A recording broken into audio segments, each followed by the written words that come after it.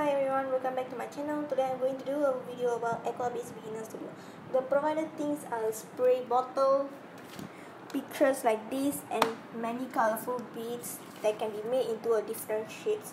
First of all, you should place this picture under this thing, and after that you should place a lot of beads like this.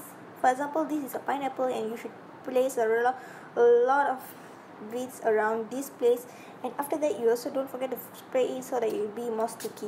So just spray it like this, and just take this thing and put this pineapple at here so that it dry fast.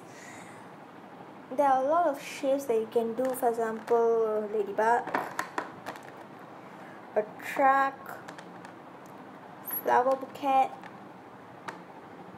sweet,